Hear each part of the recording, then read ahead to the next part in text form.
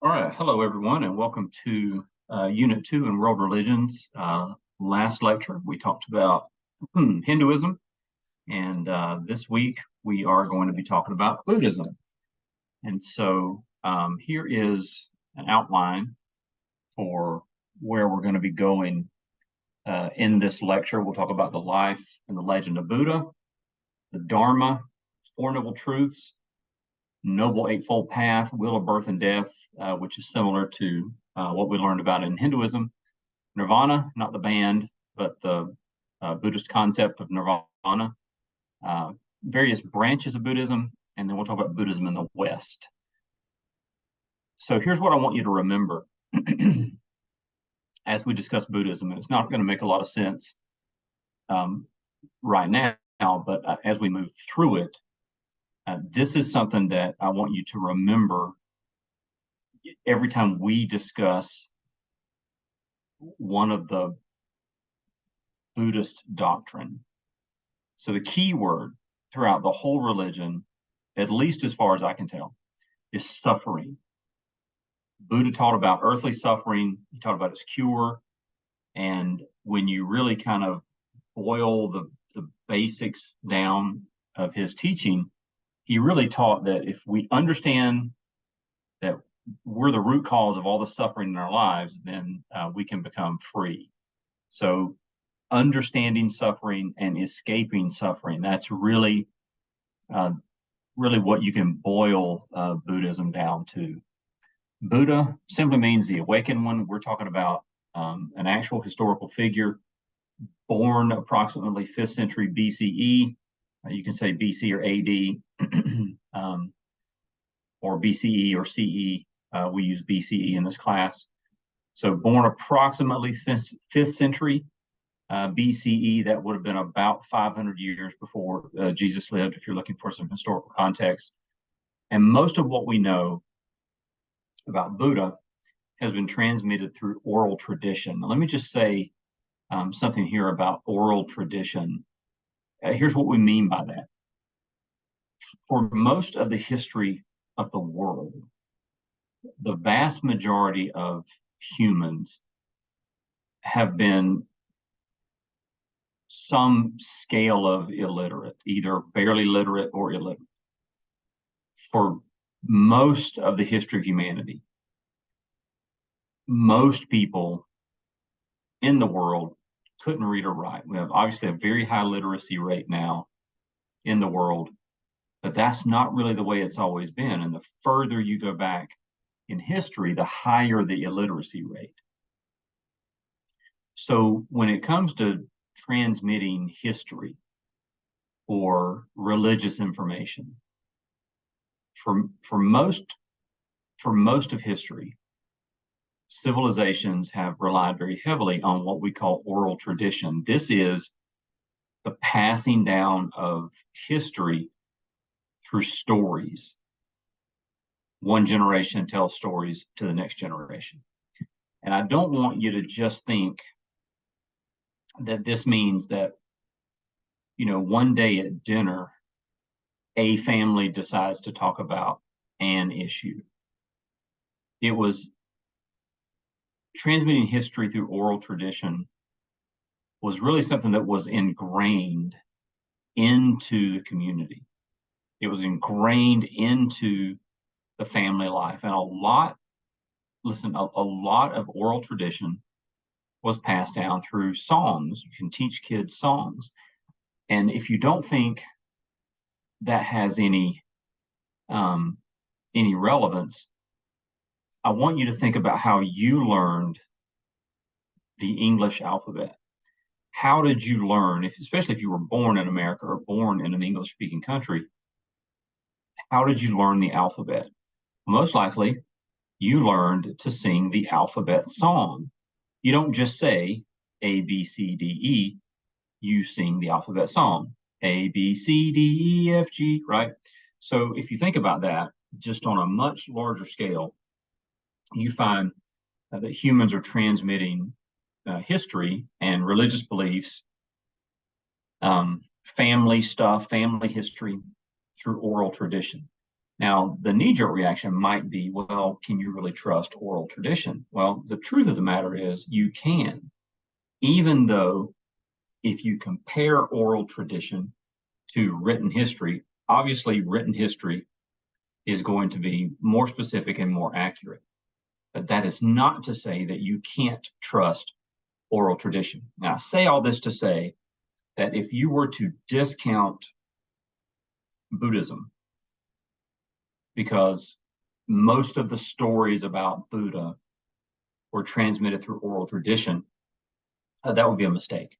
And the academic community, for the most part, has figured out that, generally speaking, oral tradition has been very accurate, because what you get is if you look at a region, we'll just take the subcontinent of India. We'll just take that as an example. There are stories in Hinduism that you find in various regions of India going back, several hundred years, in a time when people were much less mobile. So for us now, if someone lives 200 miles away, well, that's a 3-hour trip max, right? Well, if someone lived 200 miles away in the first century, it's going to take you several days to get there. So people weren't as mobile. People typically would, excuse me, people would simply live and die, never having traveled probably more than 25 to 50 miles away from where they were born. And so even though people weren't very mobile, you could look at various regions and you can find the same stories that were being transmitted through oral tradition with a very high level of accuracy between the stories. So anyway, that's really getting off the beaten path a little bit, but that's just to say that when you're studying ancient cultures and religions, when you see that oral tradition was used, for the most part, it's something that you can trust. So going back to Buddha, his teachings were not written down until around the first century. He was born, and I'm going to look at a map in just a second. He was born near the border between India and Nepal, lived for about 80 years. And if you can see on the map here, if you see where India is written in the middle of the Indian subcontinent there, if you look sort of northeast, almost more north than east, but look northeast, you'll see Nepal. And that's the region of the world where Buddha lived. So let's look at Buddha, whose name was Siddhartha Gautama, means wish fulfiller. His father was wealthy, so Gautama was, you could say, in the upper echelon of his culture. Certainly, if you claim nobility, he could. His father was a Hindu sage.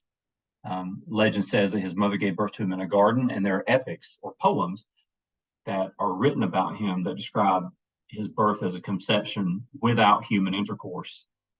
And so what you're going to find as we go through this, you're going to find, if you're already thinking ahead, and we can do this in America because the chief religious influence in the United States obviously is Christianity, or in the West, almost everywhere in the West is Christianity.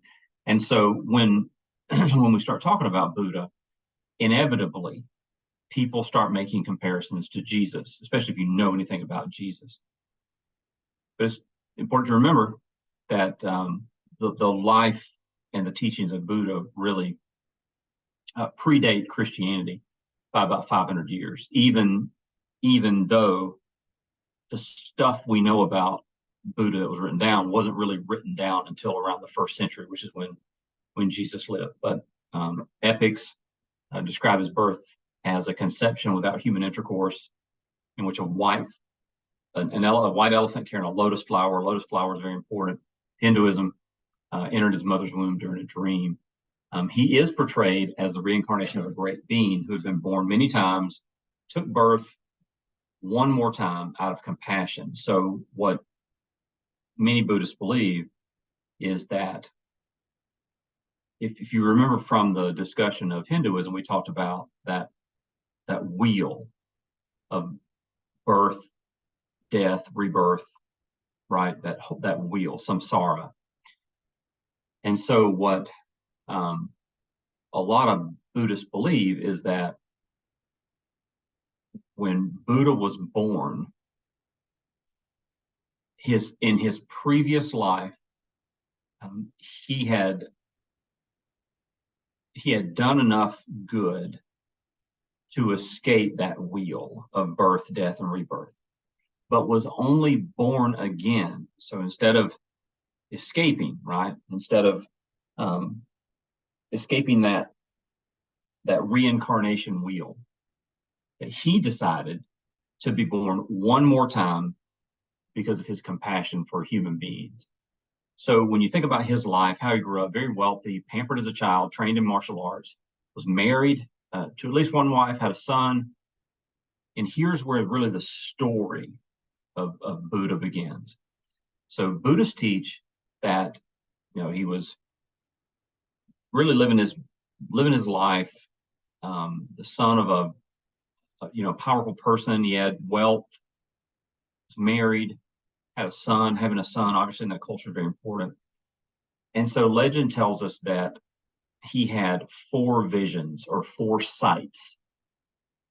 The numbers 4 and the number 8 are very important in Buddhism, and you're going to see that in just a minute. But he had 4 visions, what Buddhists sometimes will refer to as 4 sights. He saw a bent old man, that would be an old and elderly man who was bent over. His posture was bad. Maybe he was holding a cane, but a bent old man. He had a vision of a sick person. He had a vision of a dead person, and he had a vision of a monk who was very satisfied, very happy. And so, as a result of these 4 visions, Gautama, when he was 29 years old, he renounced his wealth, said, "This money's not for me," left his wife, left his child, shaved his head, became an ascetic, and decided to pursue a life whereby he could escape suffering.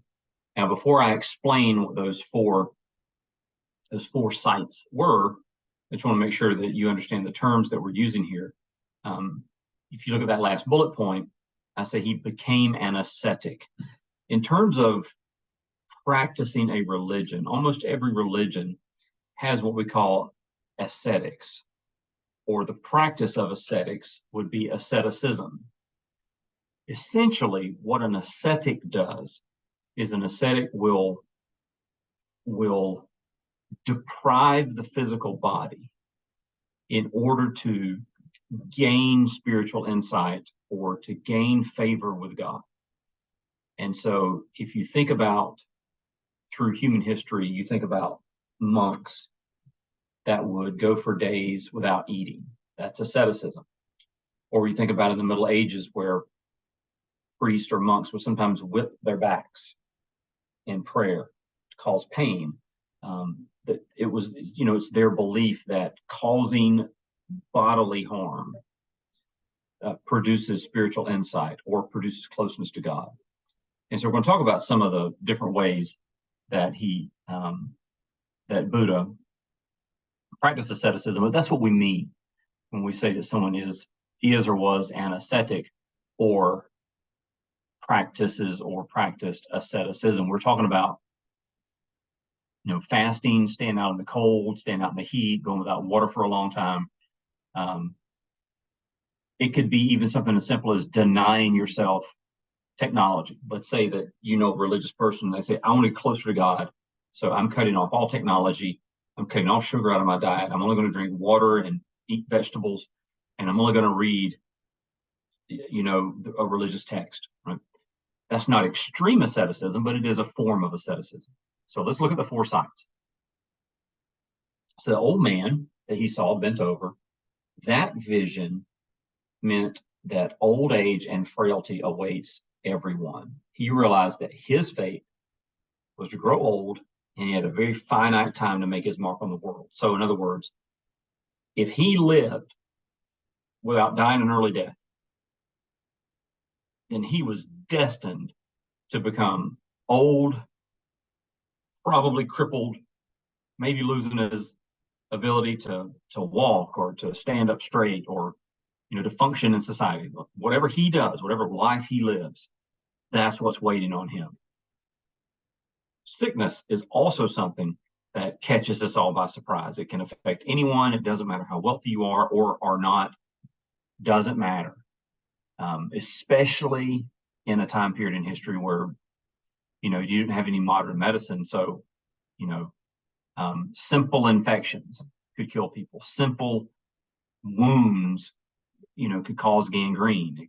So it's a different time where illness affected a large number of people. The mortality rate is very high. You didn't live to be very old, and so no matter what he did, no matter how he lived, illness could creep up on him and it could take him out, and there's nothing he could do about it. He saw a dead person. He said, you know what? Eventually, we're all going to die. That's what the dead person meant. And he was powerless to protect his wife, powerless to protect his child, because death was awaiting everyone. So these three visions are very negatively compelling visions. No matter what I do, I'm going to grow old.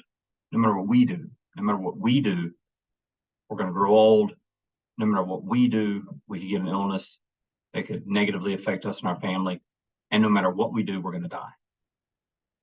And then the fourth vision was the religious man, the monk, who was very happy and very satisfied.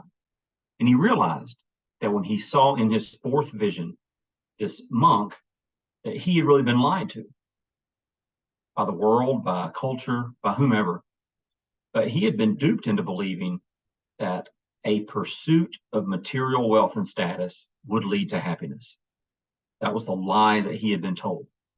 And he was inspired by this fourth vision because he took a look at the monk in his vision who had nothing but was extremely happy. The old man wasn't happy. The sick person wasn't happy. Obviously, the dead person wasn't happy. They were all just suffering. But here the monk was in his fourth vision, who was just as susceptible as everyone else to old age, just as susceptible to sickness, just as susceptible to death, and who would certainly die one day. But this monk in his vision was content, was satisfied, and was happy, even though he had no material possessions. And so what he did was he decided to pursue traditional. Sorry, I got to move this box out of the way so I can see the slide. Hold on. There we go. All right. So he renounces everything, takes off, and he pursues traditional Hinduism. That's what, in that part of the world, that was the religion, right? Wanted to find more enlightenment, more satisfaction. And the more he searched, the less satisfied he became. He chased after this for about 6 years with extreme asceticism. There's that word again. He was denying any comfort for himself. He fasted, he'd go days without food and water. He had no clothes. He was exposed to all the elements. He would hold his breath for long periods of time. He would lie on beds of thorns to break his body. And in breaking his body, achieve some spiritual insight into how to escape suffering. And here's how he describes his experience. He said, because I ate so little, all of my limbs became like the knotted joints of withered creepers. I want you to think about, if you think about Gollum in the Lord of the Rings movies, think about how emaciated he was, how he was hunched over, how his spine was protruding out. Just think of a starving individual. My protruding backbone became like a string of balls. My buttocks became like a bullock's hoof. My gaunt ribs became like the crazy rafters of a tumble-down shed. The pupils of my eyes appeared lying low and deep in their sockets, as sparkles of water in a deep well appear low and deep. And so the 6-year chase after 6-year chase of extreme asceticism, denying himself, he rejects extreme asceticism. So if you think about his life, For the first 29 years, self-indulgence was the norm. His family had resources, so he didn't really go hungry. He was safe. He had shelter. He had all the things that he needed to prosper in life. Had a wife, a son. So self-indulgence. He looked around after he saw these four sites, and he was really sickened by his self-indulgence. So he went to the other extreme and pursued extreme asceticism. He emerges from this journey into asceticism and says, okay, self-indulgence isn't the way, asceticism isn't the way, there is a middle way. And it was when he discovered what he calls the middle way that that's when he finally achieved this supreme awakening. So in this awakening, he passes through what we call four states of contemplation or serene contemplation. So the first state was he recalled all his past lives. So remember, we said in the beginning that the tradition was that he had lived all these lives. So in his period of serene contemplation, he recalls all his past lives and had this realization of samsara, which is based on karma, right? He realized the cause of suffering and the way to end it. And when he discovered this, when he had this epiphany about what the cause of suffering is and how to end it, it's reported that a bright light surrounded him, and then he was tempted by Mara, which is a demon, to keep all of this to himself. And after he emerged from the temptation, he then became known as the Buddha.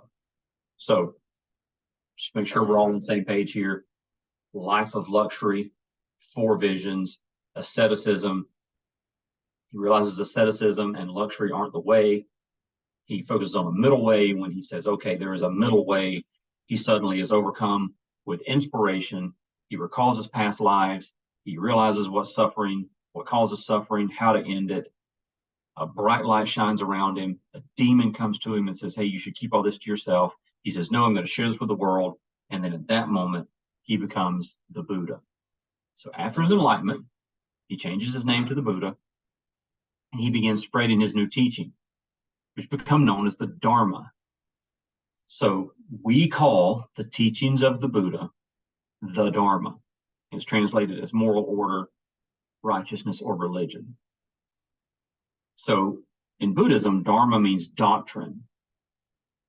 The Dharma reveals the correct conduct for each person.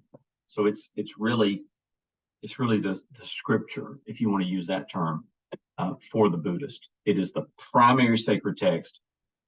But here's the thing that really traps us in the West. We really get hung up on this because it's really difficult if you come from a tradition of monotheism, particularly, right?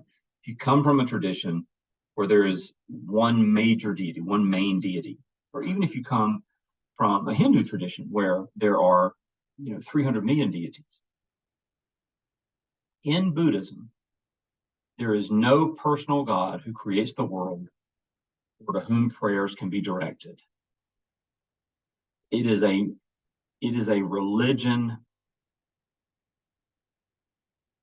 that doesn't worship a God.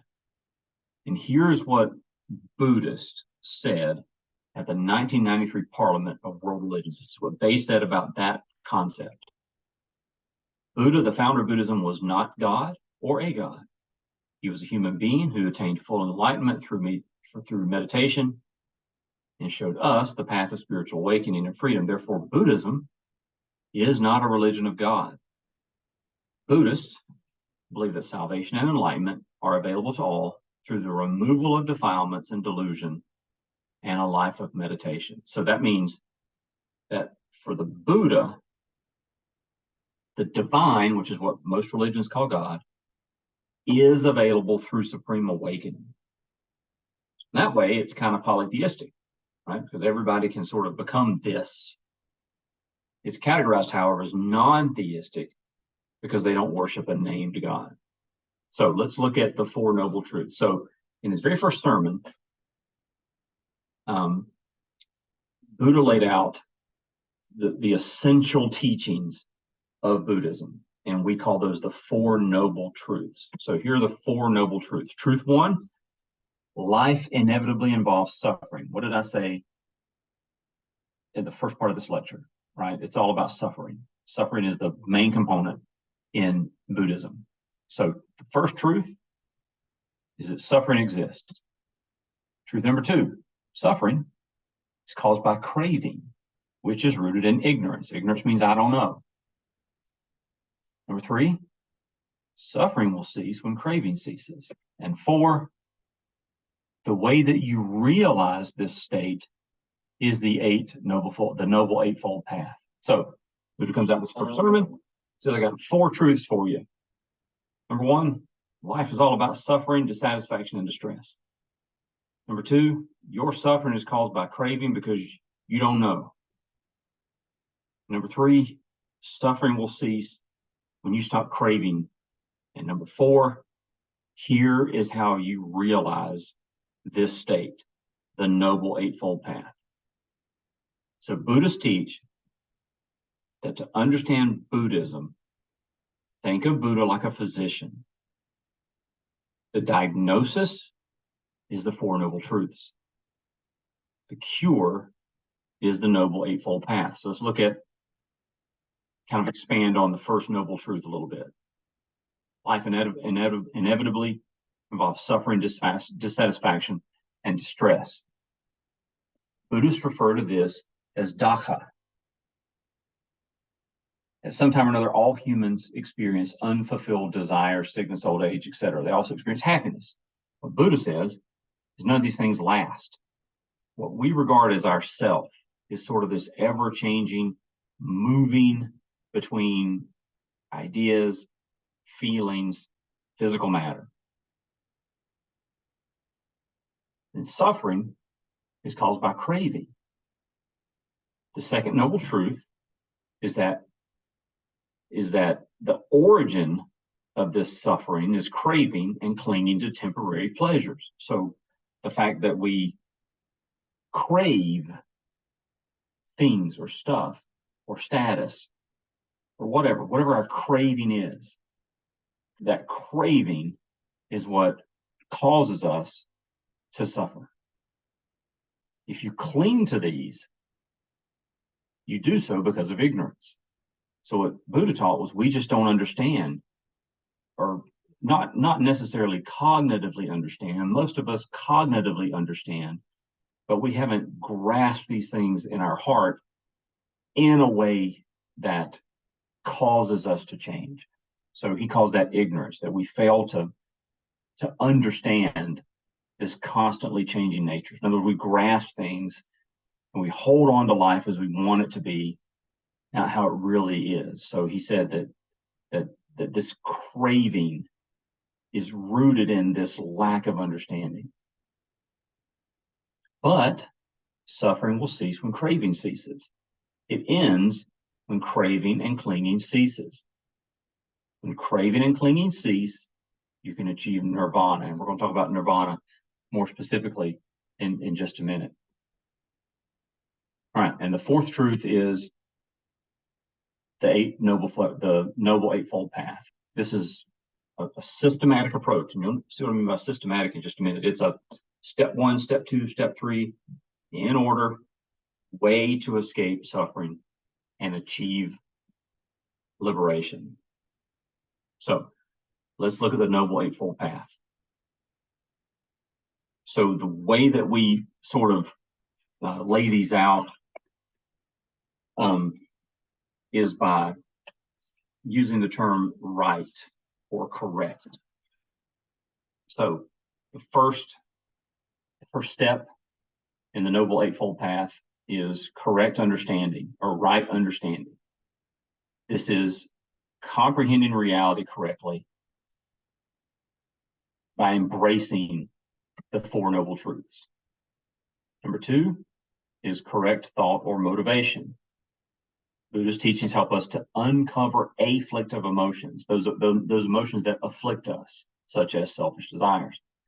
When we uncover these defilements, we move forward in the process, which is right speech or correct speech. We put away lying, gossip, harsh speech, etc., and engage in truth and harmony. Next is right action. Now that you've understood things, now that you've realized what your motivation is, and you've changed your speech, now you begin to change your action. You don't destroy life, you don't steal, you don't engage in sexual misconduct, you don't lie, you're not a drunkard, you're not engaging in intoxicants. Now you focus on your occupation, right livelihood. Your occupation, the thing that you do for a living, should not violate the 5 precepts. Next is right effort. Strive continually to eliminate the impurities of the mind and diligently cultivating wholesome actions of body, speech, and mind. So now you're stepping up your game, right? You've focused on saying the right things and doing the right things, and you've assessed whether your occupation is a noble occupation, and now you're getting deeper into the specifics and the weeds of your growth by really seeking to find. Really what you're doing is you're constantly assessing your life and weeding out even the smallest impurities. Maybe you've got a habit of maybe when you're in traffic, let's just use that as an example, and you have a habit of driving in a way that prevents people from merging onto the lane in front of you. They're coming off of the on ramp and you just speed up. You're like, no, something's dumb like that. That's a dumb example, but it's a small thing. Well, what this step in the Eightfold Path would say is that any little thing, you look for things and you identify things that are impure and you get rid of those things. And then right mindfulness, right? Check your mind, be on your guard, pull yourself as an elephant from the mud. So try not to be so distracted. Always aware of the various elements of humanity that creep in to defile you, right mindfulness, and right meditation. So you are doing this by applying mental discipline to quiet the mind. Now, listen, I don't know, if you're watching this lecture, if you've ever tried to meditate. And I've talked to enough Hindus, Buddhists, and other people that practice meditation. Learning to meditate and completely quiet your mind takes years. It takes decades to figure it out. Because if you were to pause this lecture and just say to yourself, I'm going to quiet my mind, meaning I'm going to sit here in silence and not think about anything. I'm not going to let my subconscious say anything to me. I'm not going to remember anything. I'm not going to think of a song. I'm not going to think of what I'm going to be doing tomorrow. I'm not going to think of anything. I'm just going to sit here and be without any activity in my brain. Dude, I last for like a half a second. I've tried several times in the past to really practice meditation. It takes years to get there, but through right meditation, according to Buddha, is to get to a place where you can completely still your mind with no invading thoughts. So that is the 8 different steps in Buddhism. So let's go back up. All right, so here we are. So this is the first part of it. I just want you to think about this Eightfold Path to liberation. And don't think of this as religion. Just think if you were to write a self-help book, just a secular self-help book. Do you think you could teach people how to be better human beings if they followed these 8 steps? If they focused on what they are motivated by to make sure that they weren't selfishly motivated. If you could convince 90% of the population to stop lying, to stop gossiping, to stop speaking harshly and just be harmonious, if you could teach 90% of the population to stop unnecessarily destroying life, not to steal, not to engage in any sexual misconduct. I mean, there goes Instagram, right? You can convince people to stop lying, to stop getting drunk or high.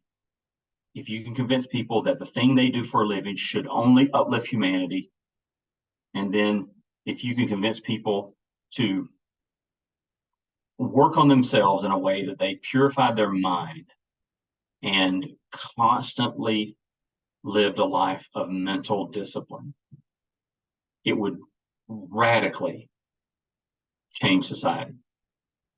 And this is something that Buddha came up with way before our modern era in the 5th century BCE. So let's talk about the wheel of birth and death. So he did base this concept off of the Hindu concept karma, but it's a little bit different. Here's what Buddha says are the 3 root afflictions. These are the 3 poisons that cause suffering. Attachment, which is desire, sensuality, greed. The second is aversion. That's hatred towards others, hatred towards yourself or your circumstances. And then delusion, which is ignorance and confusion, wrong views of reality. The opposite, obviously, of these afflictions help us to escape that circle, that wheel of birth, death, and rebirth. And this is how we experience nirvana in Buddhism, by getting to a place where you have completely eradicated attachment and replaced it with generosity. You have completely eradicated aversion, and you're now friendly, compassionate, and patient. You have completely eradicated delusion by achieving mental clarity and insight. And once you do that, you achieve nirvana. The only way to achieve nirvana in Buddhism is to end all craving. All means all craving, where you don't desire anything. You don't desire relationships or food or clothing, or like you've lost all desire, and you lead a life completely free of attachment, very similar to, if you go all the way back to his 4 visions, his 4 sights, the 4th thing he saw was the monk who had nothing but was happy. Right? That's where you're wanting to get to in Buddhism, is you're wanting to get to this place where you end this cycle of suffering to achieve nirvana. But here's the thing. We kind of know what nirvana is. Like, it's this state of being that is beyond craving and beyond suffering. But Buddha taught very little. He called it the quietude of heart. He described it as a state beyond grasping. Almost meaning that if I were to tell you about it, you wouldn't understand it, because you have too much suffering, you have too much craving in your life. You wouldn't get it. Just trust me. You need to get there. But it's this state beyond aging, beyond dying. The person who has achieved nirvana is known as an arhat. And you see 3 different spellings there. You find 3 different variations of it in the English literature. So upon death, the arhat disappears from the wheel of birth, death, and rebirth, and enters the ultimate state of nirvana. But Buddha was close to silent on what nirvana is, or the specifics about what happens after an arhat dies and enters ultimate nirvana. And this is what he said. See, you see, friends, the things that I know and have not revealed are more than the truths I know and have revealed. And why have I not revealed them? Because, friends, there is not profit in them, because they are not helpful to holiness, because they do not lead from disgust to cessation and peace, because they do not lead from knowledge to wisdom and nirvana. So essentially, Buddha was saying that I am purposefully not telling you everything I know, because it wouldn't help. Just focus on the things I've told you, and you'll get there. It was essentially what he told people. So let's look at the different branches of Buddhism. Theravada, that's the oldest school. They emphasize meditation, They do have some gods, some deities as a part of their beliefs, but it's not anything like Hinduism. Mahayana, the great vehicle, this is a sort of a not new, but this is a newer school of Buddhism, certainly newer than Theravada. It's really a focus on the teachings and the traditions. They accept the Pali Canon, emphasize religious experience, and they believe that the Arhat isn't the highest enlightened achievement. They believe that there's a higher level, a bodhisattva, that's a being dedicated to liberating suffering from others. So you can be an Arhat, but then there is a level above that where you've escaped suffering, you've escaped craving, but you're now helping to you're helping to liberate others. So Buddhism in the West, we're talking about, Western Europe, the United States, Canada. So in the 20th century, people in North America and Europe really developed an interest in Buddhism. And it's often embraced by Westerners because we have a very fast-paced, hectic life that really lacks a lot of peace and tranquility.